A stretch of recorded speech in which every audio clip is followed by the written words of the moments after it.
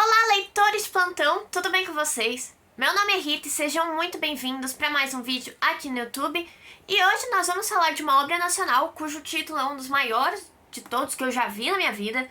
E eu só vou falar ele depois da vinheta, então roda, porque a gente já vai voltar com o nome do livro que tá no título, parcialmente, mas tá no título, mas roda a vinheta.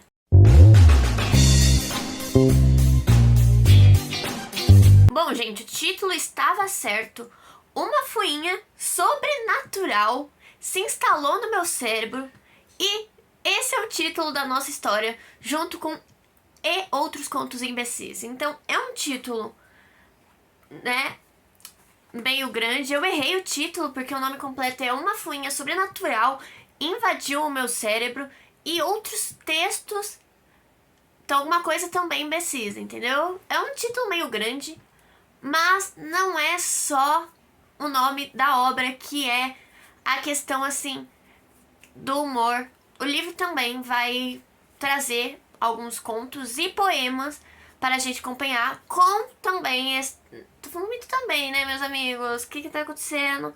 Mas que irá conter igualmente, né, um sinônimo, um humor mais ácido, um humor mais delicado. Esse é um livro que ele pega bastante nessa questão do humor. O que eu gostei muito, muito, muito é a forma com que cada texto vai ser interpretado de uma forma dependendo de quem lê.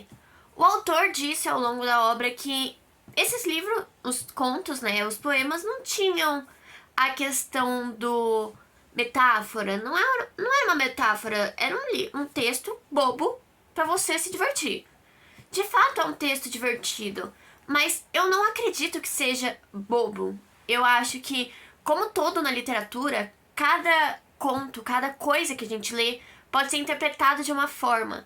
E eu acho que nesse livro não foi diferente. Cada conto a gente pode ver de uma maneira diferente. Por exemplo, logo de cara somos a gente dá de cara deparados com um conto de Páscoa, onde o nosso protagonista simplesmente resolve boicotar a Páscoa e no lugar de comprar chocolate, ele compra um bacon. Então, o nosso primeiro conto vai se desenrolar ao longo disso. E eu acho que não é apenas uma história de um cara doido que resolveu comer bacon com chocolate na Páscoa. Talvez a gente tenha um motivo para ele odiar tanto a Páscoa. E o fato do autor pedir pra gente não ler o livro como uma metáfora faz com que a gente tente achar significados por trás. Eu achei isso muito interessante. Porque, querendo ou não, se alguém falar pra gente, é só um livro bobo, desconsidera qualquer coisa, porque é isso que tá rolando. Você vai olhar e vai falar, não. Se o autor me avisou disso, é porque não é só um texto bobo. Porque eu tenho... Nossa, vai tirar na minha cara. Eu tenho essa impressão de que quando a gente quer algo bobo, quando a gente quer algo que o leitor perceba que é apenas uma história, a gente não vai avisar. Se o autor não tivesse tomado esse cuidado de avisar que é que não tem metáforas, talvez eu ficasse, ok, é só um livro bobo de textos onde o autor claramente estava doido, mas não é isso. Então, em todos os momentos eu fiquei buscando metáforas. Um dos meus contos favoritos foi o do cachorro, que ele morava com um russo que era simplesmente obcecado, né? Ele tinha a questão do fetiche por saliva de cão, então ele dava pão pros cachorros comerem. E depois o cachorro foi doado pra ninguém menos que o cientista do gato de Chorlá, que eu não me recuso a falar esse nome. Faço a questão das ciências e não sei falar o nome do cara. É, ironias da vida. Mas então, e aí a gente vai acompanhar o cachorro, tanto como russo, quanto como... Esqueci o... Sueco, não lembro. Vou colocar aqui o nome do cara e qual é a nacionalidade dele, porque minha memória é fraca, gente, desculpa. Faz parte, entendeu? Amem ou me odeiem. E aí a gente vai acompanhar essa questão do cachorro. E não é só uma história de um cachorro. Primeiro vamos começar por aí, né? É um conto descrito e narrado por um cachorro. Vamos começar por aí, que já é um pouco curioso, certo? Mas eu acho que isso foi muito mais uma metáfora sobre... Primeiro vamos falar do fetiche por saliva. Em um trecho, o autor, né, o cachorro, no caso, o nosso narrador, ele fala que o russo tinha certa vergonha, ou talvez ele só não tivesse procurado o suficiente para conhecer pessoas tão loucas quanto ele.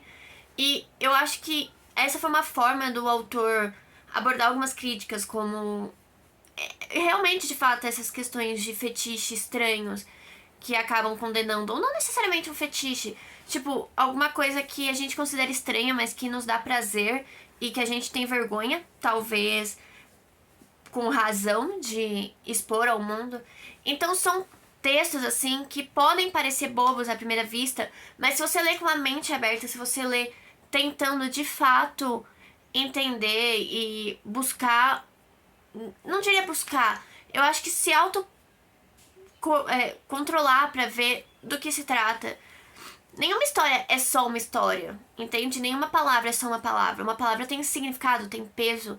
E eu gosto de procurar isso nas obras que eu leio. Sendo que se vocês forem ver aqui, nas minhas resenhas eu falo muito mais sobre o que eu senti, o que eu aprendi lendo a obra, do que, de fato, conteúdo e críticas, né, estruturadas. Então, eu faço uma resenha mais voltada pro que eu penso, pro que eu sinto, em como eu me relaciono para com a obra.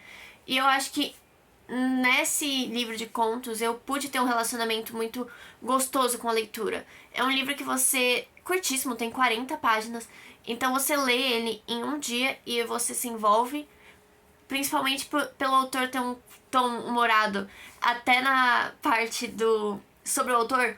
Então a gente vai encontrar essa parte do autor. Eu acho que ele deixou muito dele no livro. Não que ele seja doido, não tô falando disso, tá, gente? Não tô chamando o autor de doido porque os textos são doidos. Mas a característica de escrita dele, de sempre colocar um ponto, sabe? Uma questãozinha assim atrás uma pulga atrás da orelha. E a gente sempre ficar, o que será que tá acontecendo? É algo que eu sei que é do autor e eu pude perceber isso na parte do depois.